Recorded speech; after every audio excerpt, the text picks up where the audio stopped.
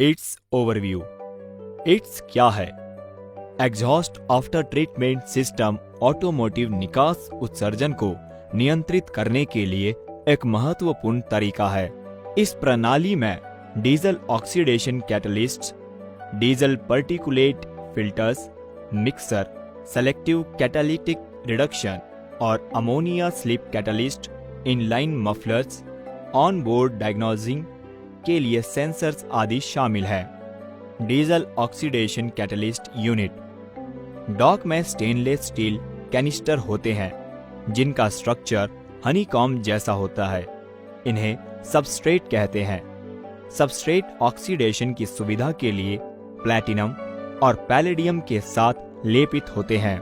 लेकिन एक समस्या है, ऑक्सीडेशन प्रक्रिया होने के लिए पर्याप्त गर्मी होनी चाहिए। नहीं, थोड़ा और। हाँ ठीक, जैसा कि आप देख सकते हैं कि ऑक्सीडेशन तभी होता है जब निकास गैसों का तापमान 200 डिग्री सेल्सियस से ऊपर हो और इसे लाइट ऑफ तापमान कहा जाता है। जब भी डॉक पर ऑक्सीडेशन होता है तो डाउनस्ट्रीम T5 पर तापमान अपस्ट्रीम T4 के तापमान से अधिक होता है। तापमान में वृद्धि डॉक के सही कामकाज को इंगित करती है। डीजल पार्टिकुलेट फिल्टर DPF निकास गैस से पार्टिकुलेट मैटर को फिल्टर करता है।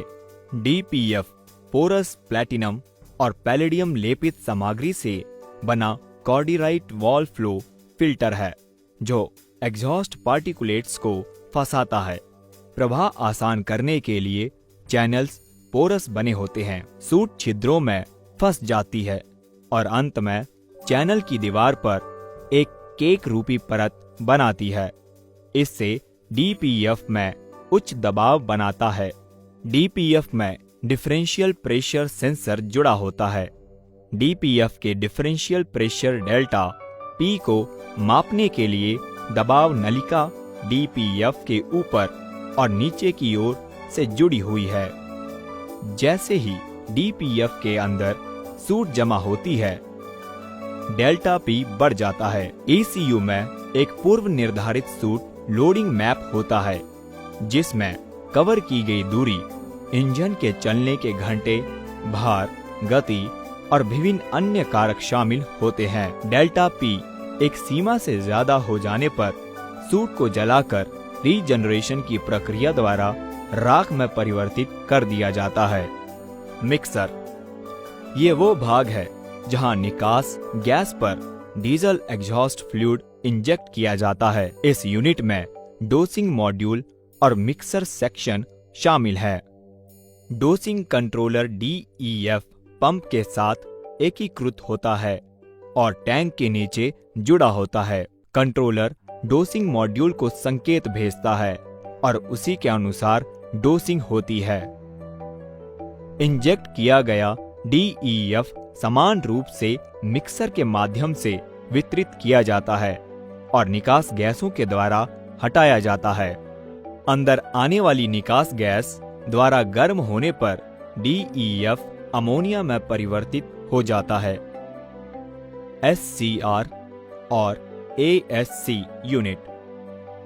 SCR कैटलिस्ट कॉपर जियोलाइट सामग्री से बना होता है। रिडक्शन की यह रासायनिक प्रतिक्रिया चयनात्मक होती है, जिसका अर्थ है कि सभी उत्पादित निकास गैसों में से केवल नाइट्रोजन ऑक्साइड को ही कम किया जाता है। अमोनिया नाइट्रोजन ऑक्साइड के साथ प्रतिक्रिया करती है और इसे नाइट्रोजन और डाई आयोनाइज्ड पानी में बदल दिया जाता है। अमोनिया की कुछ मात्रा नाइट्रोजन ऑक्साइड के रूपांतरण में भाग नहीं लेती और ASC की ओर प्रवाह करती है, जो कि SCR का एक एकीकृत हिस्सा है। ASC में डबल लेयर कोटिंग होती है। पहली परत कॉपर जियोलाइट सामग्री से बना एक SCR उत्प्रेरक है और दूसरी परत प्लैटिनम से बना ऑक्सीडेशन कैटालिस्ट है। ये डोसिंग में इस्तेमाल होने वाले अतिशय यूरिया को कम करता है। प्लैटिनम अमोनिया को अवशोषित करने का काम करता है। अमोनिया एक रंगहीन गैस है और विषाक्त प्रकृति की है और इसीलिए इसे नाइट्रोजन और पानी में ऑक्सीडाइज्ड किया जाता है।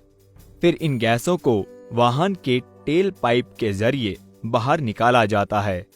चेतावनी, अगर डॉक सेक्शन में कोई रिसाव है तब तापमान नहीं बढ़ेगा और उसमें खराबी आएगी।